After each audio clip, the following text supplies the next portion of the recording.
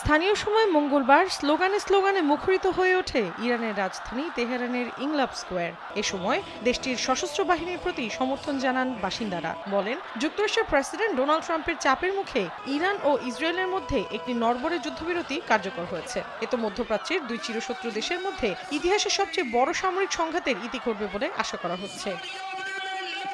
একই দিন যুদ্ধের অবসান ঘোষণা করেন ইরানের প্রেসিডেন্ট মাসুদ পেজেশকিয়ান। বলেন, মহান জাতির বীরত্বপূর্ণ প্রতিরোধের পর একটি ইতিহাস রচনা হয়েছে। এছাড়া ইসরায়েল যুদ্ধবিরতি মানলে ইরানও তা মেনে চলবে বলে জানান পেজেশকিয়ান। ইরানের সংবাদ মাধ্যম নূর নিউজকে একথা জানিয়ে তিনি বলেন, ইরান সংলাপের জন্য প্রস্তুত। তেহরান আলোচনার টেবিলে বসেই ইরানি জনগণের স্বার্থ রক্ষা করবে। পাশাপাশি আন্তর্জাতিক কাঠামোর ভিত্তিতে যুক্তরাষ্ট্রের সঙ্গে চলমান সমস্যার সমাধানে ইরান প্রস্তুত রয়েছে বলেও মন্তব্য করেন প্রেসিডেন্ট পেজেশকিয়ান। সৌদি যুবরাজ মোহাম্মদ বিন সালমানের সঙ্গে ফোন আলাপে এ মন্তব্য করেন তিনি।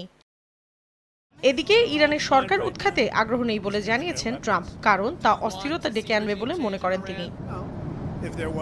আমি চাই সবকিছু যত দ্রুত সম্ভব শান্ত হোক। রেজিম চেঞ্জ মানেই বিশৃঙ্খলা, আর আদর্শগতভাবে আমরা এতটা বিশৃঙ্খলা দেখতে চাই না।